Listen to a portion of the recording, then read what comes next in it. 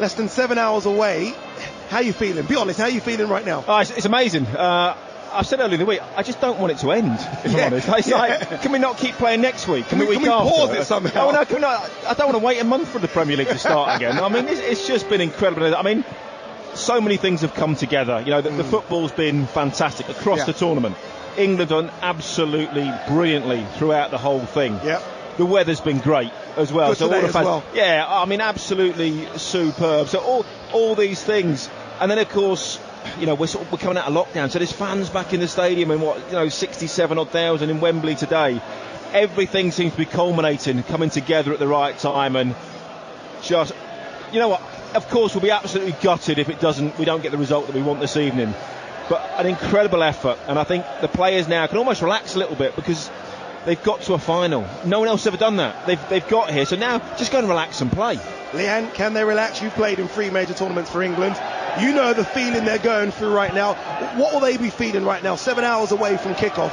How are their nerves handling? Better than mine, surely. Yeah, I'd say so. I think when you have these type of games, you know, when I played in the final in 2009 at European Championships in Finland, it was amazing, but you just can't wait for the game. Yeah. You know, we're down here 7 hours before, and the fans are on a different level, aren't they? I mean, look at them. You can say that again. It's unbelievable. I mean, I think they just tried to boot a ball towards us, guys. I'm not going to lie. Yeah. But, it's mental. Like, it's absolutely mental down here. And it's great to see, you know, the country buzzing again after we've all been through a really difficult time the last couple of years. And it's fantastic. And as Danny said, you know, the fact that we're in a final, I'm literally like, I don't care what happens today.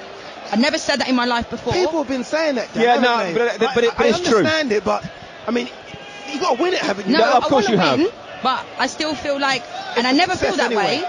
I never feel that way ever. But I think we progress so much. Like, it would be a massive disappointment, and it'd be incredibly flat. But you've got to look at the bigger picture. If we'd have gone out against Denmark, I mean, I dread to think what all the media headlines and everything else would have been, and all that. Oh, you know, Southgate's failed, and the team have let us down. All the rest. No, they haven't in any way, shape, or form. The fact that they've got to a final, and this is why I think the players can now play. The semi-final, there's pressure on that because everyone, you're the favourites. Everybody's expecting you to beat Denmark and expecting you to get to the final for the first time ever.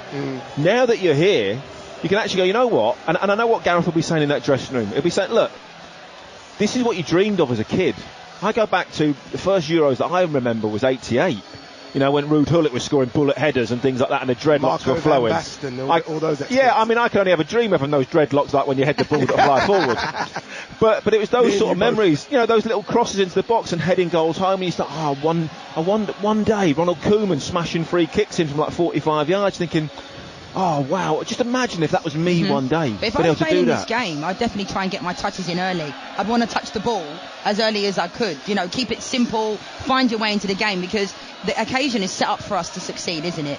60,000 fans at Wembley, and we've come over those hurdles in the last few games, haven't we? Because there is a lot of pressure on us to play at Wembley, because look at all these fans. You know, everybody's here expecting us to deliver. I was going to mention that, Leanne. Look, it's an amazing occasion, but the fans, right? The fans. We've been here, me and you and Danny as well, where 20,000 in Wembley, 40,000 in Wembley, 67,500 today. It's going to feel like 130,000. I tell you what, there's a few thousand that have started quite early. I'm not sure they're going to make it, by the way. And if they do make it, they're going to absolutely stink a beer. And they're not going to remember it tomorrow. That is for sure.